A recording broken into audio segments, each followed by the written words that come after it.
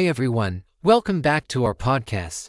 Today's topic is something that almost every English learner struggles with: how to speak English fluently. That's right. Many people want to speak English confidently but feel stuck. They hesitate, overthink, or feel nervous while speaking.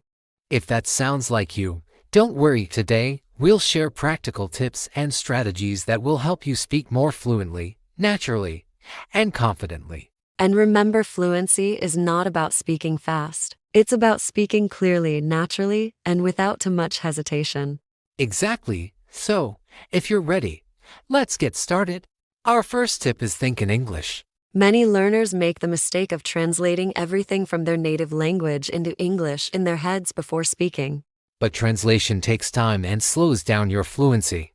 Instead of thinking, "How do I say this in English?" try to express your thoughts directly in English. A great way to practice this is by describing what you see around you.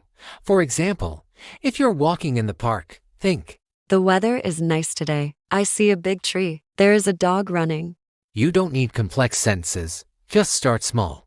And if you forget a word, don't stop. Try to explain it in another way. For example, if you forget the word fridge, you can say, the thing that keeps food cold. Exactly. This way, your conversation keeps flowing instead of stopping. The second tip is speak every day. Many learners think they need a native speaker to practice, but that's not true. You can practice alone. One great method is talking to yourself in English. It may sound funny, but it really works. Look in the mirror and have a conversation with yourself. Or try recording your voice. Listen to it and find areas for improvement. Another great method is thinking out loud. For example, when you wake up, say, Good morning, I'm going to get ready. I will make some coffee. The more you do this, the more natural English will feel. One of the biggest obstacles to fluency is fear of making mistakes. Yes, many people hesitate because they don't want to sound wrong. But here's the truth. Mistakes help you learn. Even native speakers make mistakes. The important thing is to keep speaking. Imagine a baby learning to talk. Do they stop speaking because they make mistakes? No, they keep trying until they improve. So, don't worry about being perfect. Confidence is more important than perfection. Exactly. If you don't know a word or grammar rule, just keep going. People will understand you. Another key to fluency is listening more. When you listen to English regularly, your brain starts to recognize common words, sentence structures, and pronunciation patterns. Watch movies, listen to podcasts, and pay attention to how native speakers talk. And here's a great exercise: shadowing. Yes, shadowing means listening to a native speaker and repeating what they say immediately. It helps you improve pronunciation, rhythm, and intonation. Try it with a YouTube video, a podcast, or even your favorite TV show. And after listening, repeat phrases and use them in your own conversations. This will help you sound more natural.